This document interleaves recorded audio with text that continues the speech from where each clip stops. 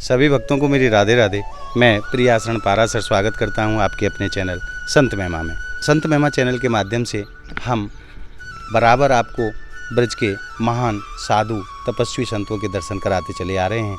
उसी श्रृंखला में आज हम आपको लेकर के आए हैं श्रीधाम नंदगांव। और ये जो आप देख रहे हैं ये पनिहारी कुंड है। इसी पनिहारी कुंड के पावन तट पर बाबा विराजमान हैं। और बाबा यहाँ के रहने वाले नहीं हैं, माया नगरी बम्बई से पधारे हैं। कैसे उनके ऊपर हमारी लाडली जी ने कृपा करी और कैसे उनको ब्रज का वास प्राप्त हुआ और कैसे उनका भजन का अनुभव रहा, तो आइए चलते हैं उन संत भगवान के दर्शन के लिए। पहले मैं इस स्थान के आपको दर्शन करा देता हूँ। बड़ा ही सुरम्य और शांति का यह स्थान है। आप देख सकते हैं लता पताओं के रूप में अनेकों वृक्ष यहाँ विराजमान हैं। और ये कोई साधारण नहीं महाराज, जब ठाकुर जी यहाँ लीला करते हैं तो ये वृक्ष गोपियों के रूप में और सखाओं के रूप में परिणित हो जाते हैं और ठाकुर जी की लीलाओं का आनंद लिया करते हैं। बाबा इसी स्थान पर विराजमान होकर के यहाँ दिन रात हमारी किशोरी जी और श्याम सुंदर की भक्ति किया करते हैं। और किस प्रकार का उनका आचरण है, किस प्रकार का जीवन है और कैसा उनका भजन का अनुभव रहा, तो आइए चलते हैं पूज्य संत महाराज के दर्शनों के लिए। और उससे पहले मैं आपको बाबा की कुटिया के दर्शन करा देता हूँ।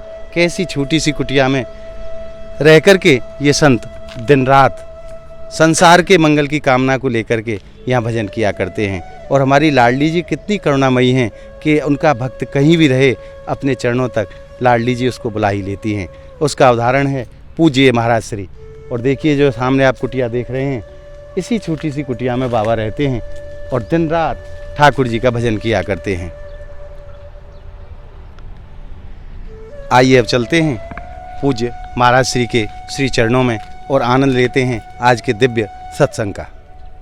और अब हम पहुंच गए हैं पूज्य महाराज श्री के श्री चरणों में। बाबा यहाँ हनुमत लाल जी के चरणों में विराजमान हैं। आइए पहले प्रणाम करते हैं हनुमत लाल जी को। जय हो मेरे हनुमत लाल जी। और आप सभी भक्तों की तरफ से और मैं अपनी तरफ से संत भगवान के चरणों में प्रणाम कर देता हूँ। महाराज जी राधे राधे। गुरु जी राधे राधे। राधे राधे। सर्वप्रथम आप अपना हमारे भक्तन को आप अपना परिचय एक बार दो महाराज। माधव दास। महाराज आपको जो ये शरीर है ये कहाँ को है? श्री मुंबई का है। तो आपने जो बैराग धारण करियो वो कौन सी अवस्था में आपने धारण करियो? तो बहुत साल हो गए, 20 साल से ऊपर। 20 साल की अवस्था आपकी रही उस समय जब आपने घर को त्यागा। तो महाराज जी कैसे आपके हृदय में ये भाव उत्पन्न भयो, कैसे कहाँ से प्रेरणा आपको प्राप्त हुई? क्योंकि 20 साल की अवस्था तो ऐसी अवस्था हुए जो बड़ी चंचल अवस्था हुई। तो वास्तव में आप भक्ति मार्ग पे आए और बैराग आपने धारण करो, ये हृदय में कहाँ से भाव उत्पन्न भयो? कहते हैं कि बिना कारण कुछ नहीं होता है जी महाराज। और कहते हैं कि भगवान की इच्छा के बिना एक पत्ता भी नहीं हिलता है ना। तो हम जैसा संग करते हैं वैसा चीज़, अगर आप किसी दारू पीने वाले व्यक्ति का संग करेंगे तो आपको ऐसी चीज़ प्राप्त होगी। कहते हैं ना कि भगवान की कृपा से क्या होता है, संत मिलते हैं और संत की कृपा से भगवान। तो मैं पता नहीं किस जन्म के पुण्य के कारण मुझे ऐसे संतों का दर्शन हुआ, ऐसे संग प्राप्त हुआ। तो जब ऐसे संतों की जब आपको संग प्राप्त होता है तो प्रेरणा ऐसा आता है, जिस दिशा में वो संत जाते, जैसे लोग कि आप संग प्राप्त करेंगे तो इसी चीज़ को आप ग्रहण करेंगे। जैसे पहले ही कहा मैं, नशा करने वाले व्यक्ति का संग कीजिए तो ऐसी आपको इच्छा होगी। तो संत थे जो भगवान के परम भक्त थे, जो हर समय भगवान का नाम का कीर्तन करते थे, तो मैं उनको। और दूसरी चीज़ थी एक कि मैं एक ग्रंथ पढ़ रहा था जिसमें प्रहलाद महाराज भगवान नरसिंह से प्रार्थना करते हैं। भगवान नरसिंह जब उनको वरदान मांगने के लिए बोलते हैं तो प्रहलाद महाराज बोलते हैं कि मेरे पिता का सबसे प्रथम, क्योंकि उन्होंने क्या किया है, आपके भक्तों का बड़े अनिष्ट किया है, आपके वैष्णवों का बहुत सताया है, तो ऐसे व्यक्ति का क्या गति होगा। भगवान बोलते हैं कि मेरे घर में कोई भी संसार में व्यक्ति एक कोई भक्त बनता है तो एक को क्या, मैं उसके 21 पीढ़ी का कल्याण कर देता हूँ। तो मैं पढ़ रहा था तो मैं सोच रहा था कि जीवन का उद्देश्य क्या है, मैं किसी कंपनी में नौकरी कर लूँ और क्या, मैं बहुत ही संसार में बहुत अलग अलग जगह पर बड़े ऊंचे पोस्ट पे अपना बिजनेस, पर मुझे अंदर एक संतुष्टि जो होता है वो था नहीं। मतलब तो लगता था कि हाँ, कुछ रह गया है। कुछ तो रह गया है। फिर मैं जो है आध्यात्मिक चीज़ों का कहते हैं कि लोग ये सब जो आध्यात्मिक चीज़ों करने के लिए वृंदावन आते हैं या हरिद्वार जाते हैं, पर मैं कहाँ मुंबई ऐसे माया नगरी में घूम रहा था, पूना। पर कहते हैं ना कि ठाकुर जी सारे भूमि जो है, सारे भूमि किसका, गोपाल का। तो कहाँ कब आपको भक्ति प्राप्त हो जाएगा पता नहीं। जब ठाकुर जी की कृपा होगा तो मुझे ऐसे संतों की संग प्राप्त हुआ और उस ग्रंथ को पढ़ा तो मुझे लगा कि सब संसार में हम अलग अलग कार्य कर सकते हैं, पर हम सबसे बड़ा कार्य है कि हम अपने पिता का उद्धार, अपने माता पिता का उद्धार करना, तो मुझे इस पथ पे चलना चाहिए। तो फिर मैंने अपने वरिष्ठों संतों से मार्गदर्शन में भक्ति को स्वीकार किया और फिर आज मैं उस चीज़ का अनुभव कर रहा हूँ कि मतलब कैसे एक सुख व्यक्ति को प्राप्त होता है, संतुष्टि प्राप्त होता है।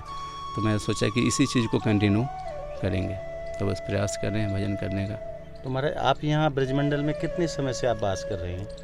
इस स्थान पर तो मैं 1 साल से हूँ। अच्छा, और यहाँ से पहले कहाँ रहे हैं? मुंबई में अनेक स्थान में रहा हूँ, पूना रहा हूँ, फिर यहाँ पे 2 साल हुआ। तो पहले भी आप ब्रजमंडल आते रहे हैं? हाँ, आते रहे, अनेक बार आते रहे हैं, 4 दिन 5 दिन 2 दिन 4 दिन रहे हैं, क्योंकि शुरू से हमें कहते हैं ना अलग अलग प्रकार का लोगों को मार्गदर्शन मिलता है। मुझे शुरू से बड़ा ऐसे ठाकुर जी की कृपा है कि मुझे कृष्ण भक्ति का ही ऐसे भक्तों से मार्गदर्शन मिला, तो मैं ठाकुर जी के प्रति बड़ा आभारी हूँ। अंकुर तो हृदय में पहले से था ही, और उन लोगों के जो सानिध्य प्राप्त हुआ आपको संतों के माध्यम से, वो अंकुर पेड़ बनने लगा। तो मैं बड़े संतों का आभारी हूँ जिन्होंने मुझे मार्गदर्शन दिया, और ठाकुर जी से प्रार्थना करते रहता था हर समय और प्रयास करते रहता था कि कब ऐसे ब्रज में मुझे रहने का ऐसा अवसर मिलेगा। तो सुनता भी था कि ब्रज में अपराध होता है तो श्री जी माफ़ नहीं करती है, पर फिर सोचा कि घर है तो माता पिता हैं तो माफ़ नहीं करेंगे तो कौन माफ़ करेगा। तो फिर मैंने पूरा निश्चय करके प्रयास किया कि नहीं, जो भी हो मुझसे अपराध भी होगा तो बच्चा समझ के उन्हीं को, क्योंकि माता पिता वही हैं। फिर मैंने प्रयास किया कि यहीं पर फिर मैंने अनेक यहाँ पे भी संतों का संग किया, तो बहुत सारे संतों ने ऐसा बोला कि इससे कोई भी पर्याप्त ऐसे उच्च स्थान है जहाँ पे आप भजन कर सकते हो, अगर यहाँ पर नहीं कर पाएंगे तो कहीं नहीं कर सकते, क्योंकि ठाकुर जी बड़े कृपालु है। बोलते हैं हे कृष्णा करुणा सिंधु, बड़े कृपालु हैं, और हम थोड़ा सा प्रयास करते हैं तो ठाकुर जी बिल्कुल अपने हृदय से लगा लेते हैं, और श्री जी बड़े प्रसन्न होती हैं कि कोई भगवान का भजन करने के लिए प्रयास करता है। तो बस हम ही प्रयास कर रहे हैं कि थोड़ा सा भजन करें। महाराज जी, मैंने सुना है कि बिना लाडली जी की कृपा के कोई भी व्यक्ति ब्रज में वास ना कर सके। आपके ऊपर हमारी लाडली जी ने साक्षात कृपा करी है।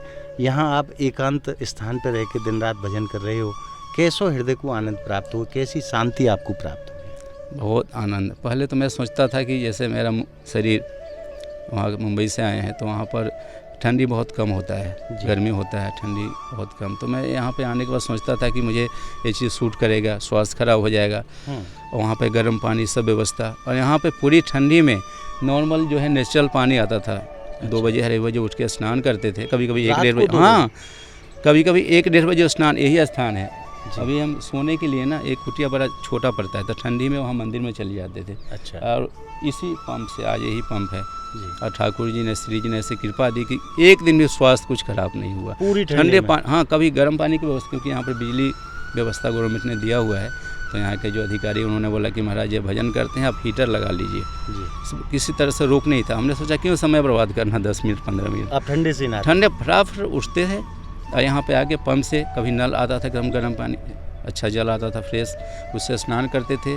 और आपसे बताइए कि श्री जी ने इतना ध्यान रखा कि बड़े हम उनके आभारी हैं कि एक दिन में पूरी ठंडी निकल गई, एक दिन कुछ सर्दी तक नहीं हुआ है। और श्री से ही प्रार्थना करते थे कि मेरा भजन न छूटे, क्योंकि शरीर यहाँ का है नहीं, तो ठंडी लग जाए तो भजन छूट जाएगा तो क्या फ़ायदा यहाँ रहने का। मेरी लाडली जी का जीव जब आश्रय लेता है तो उसकी पूरी जिम्मेदारी किशोरी जी स्वयं सहन करते हैं। महाराज, यहाँ एक चीज़ और मैं आपसे पूछूं, यहाँ ब्रजवासीन के प्रेम के रूप में जो प्रसाद मिले वो कैसो लगे आप? वो अद्भुत है वो, उसका तो हम वर्णन कर ही नहीं सकते हैं कि एक मैया के यहाँ अगर एक दिन नहीं जाते हैं तो जब जाते हैं तो मैया बिल्कुल जैसे कि माँ अपने पुत्र को कैसे डांटती है, वैसे बाबा आप आए नहीं, आपके लिए, हाँ आपके लिए घी जो है उसमें छुपर के रखी थी और आप आए नहीं, दूध रखी थी बाबा। और हम एक घर में जाते थे, वहाँ पे हमने जैसे अभी गर्मी शुरू हो गया तो हमें 1 लीटर दूध भर के, तो हमने बोला कि इतनी आवश्यकता नहीं, तो बाबा और भी महात्मा सब लेके आते हैं मैया, हमें 1 गिलास दूध चाहिए। और फिर हमने बोला कि हमें अभी गर्मी शुरू हो गई दही, तो दूसरे दिन दही बना के देते थे। तो पूरे ब्रह्मांड में एक कोई ऐसा स्थान नहीं है जहाँ पर इस प्रकार की सेवा होती हो। तो बड़ा सुंदर मुझे यहाँ पर लगता है, अपनापन लगता है। तो महाराज, ये ज्ञानी लोग कहे हैं कि ब्रजवासी तो साक्षात ठाकुर जी को ही स्वरूप हैं, तो ये बात कहाँ तक आपने सच मानी या झूठ मानी? आपने जो अनुभव करे वो को आप वर्णन करो। बिल्कुल, इसमें कोई शक नहीं है कि ब्रजवासी ठाकुर जी के स्वरूप है, पर कहते हैं कि 7 प्रकार के ब्रजवासी होते हैं जी। तो कौन से ब्रजवासी की हम चर्चा करें? तो ब्रजवासी ठाकुर जी का स्वरूप है, हमें ब्रजवासी का सम्मान देना चाहिए। और हम लोग भी पहले ब्रज में आते थे तो हमें ऐसे अपने सीनियर भक्तों से ऐसे मार्गदर्शन मिलता था कि हमें ब्रजवासी कोई अभद्र कोई गाली भी दे देता, हम लोग उसको उलट के रिप्लाई नहीं देना है, ब्रजवासी का सम्मान करना है कि ब्रजवासी का जो स्तर है बड़ा ऊंचा है। भले हम संत है, साधु है, भजन कर रहे हैं, फिर भी हम उनकी बराबरी कर नहीं सकते। वो सम्मान देते हैं, उनका बड़ा ऊँचा स्थिति है, क्योंकि वो ठाकुर जी के इस धाम में रहते हैं, ठाकुर जी के समान ही हैं वो, पर वो सम्मान देते हैं। इसलिए हम लोग कभी किसी ब्रजवासी से चरण छूने नहीं देते हैं। वो प्रयास करते हैं बालक आ जाएंगे, मैया आ जाएगी, संत के हाँ रूप में। साधु के रूप में, पर हम देखते हैं कि क्या उनकी स्थिति है, क्योंकि हमें ऐसे भक्तों से श्रवण किया, शास्त्र में अध्ययन किया है कि ब्रजवासी की स्थिति बड़ा दिव्य है। तो इसमें कोई शक नहीं कि ठाकुर जी के समान ही हमें बिल्कुल उनका आदर देना चाहिए। कभी वो डांट भी देते हैं तो हमें उसका सह लेना चाहिए, उस सहने से उसका अलग ही आनंद है। महाराज मैं आपसे एक निवेदन और करूं कि जो भक्त बाहर से ब्रजमंडल आते हैं दर्शन के लिए, वो किस प्रकार का आचरण यहाँ आकर के करें और कैसे भाव को लेकर के हृदय में हाँ, लाएं? बिल्कुल, बड़ा सुंदर प्रश्न है आपका। हम लोग भी, हमसे भी कुछ बहुत सारे गृहस्थ भक्त हैं जो मार्गदर्शन लेते तो उनको वही समझाते हैं कि हमें धाम में जाना है तो किस प्रकार आचरण करना, वो भी ब्रजभूमि जो भगवान का हृदय घर है।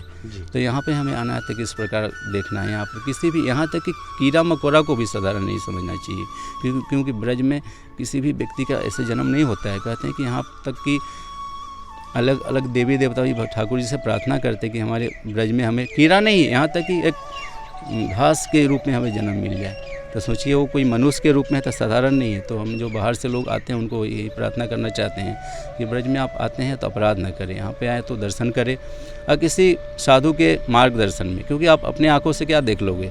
यहाँ पे भी आएंगे, नाला, जमीन, पेड़ देखेंगे, पर नहीं, साधु के मार्गदर्शन में। तो साधु क्या करते हैं, उस धाम को प्रकट करते हैं, और हम साधु श्रवण करते हैं तो हमें धाम का पूरा लाभ मिलता है। तो हमने अपने आंखों से भी बहुत बार देखा कि यात्री आते हैं तो ब्रजवासी के साथ झगड़ा कुछ नहीं, हमें बिल्कुल नहीं करना चाहिए। हम किस लिए आए हैं धाम में? धाम में हम आते हैं यहाँ से पुण्य, है ना, कृपा प्राप्त करने के लिए। हम ऐसी चीज़ करते हैं तब अपराध हो जाता है, हम ऐसे नहीं कर रहे। धाम तो बहुत दिव्य है, यहाँ के लोग भी दिव्य हैं। महाराज जी मैं आपसे एक निवेदन और करूं, ये जो भूमि है जहां आप विराज रहे हैं पनिहारी कुंड के पावन तट पर, यहाँ हमारे प्रियाजी और लालजू नित्य लीला करें हैं, यहाँ में कोई संदेह नहीं है। 1,00,000% भी ये बात सत्य है। बिल्कुल, ये बात बिल्कुल सत्य है कि यहाँ किशोरी जी अपनी सखियों के साथ और श्याम सुंदर अपने ग्वाल बालों के साथ यहाँ नित्य ही लीला करें हैं, और आप पनिहारी कुंड के पावन तट पर विराजमान है कि भजन कर रहे हैं हमारी लाडली जी को। तो यहाँ कोई लीला को आपने कोई अनुभव कबू ऐसा प्राप्त करो? ब्रज में तो अनेक स्थान है जहाँ पे लीला होते ही रहता है, उसके लिए वो दिव्य चक्षु चाहिए जी। मैं झूठ नहीं बोलूँगा कि हमें कुछ प्राप्त हो गया, पर इतना ज़रूर है कि हमें श्री जी का कृपा डायरेक्ट मिल रहा है, हमें उसका अनुभव है। क्योंकि मेरा स्वास्थ्य इतना बीमार रहता था मैं, और मैं इस ठंडी जब शुरू हुआ अक्टूबर नवंबर में, तो मैं ठाकुर जी श्री से वही प्रार्थना करता था कि मेरे इतना सर्दी बुखार कष्ट मुझे होता था। अब मुझे एक ही बात का दुख था कि मुझे भजन कैसे कर पाऊँगा मैं, जब स्वास्थ्य ठीक नहीं हुआ तो भजन नहीं होगा। हाँ, तो मैं अपना शरीर क्या फ़ायदा मुझे ब्रज में रहने का, तो मैं यहाँ पे भजन करने के लिए आया हूँ।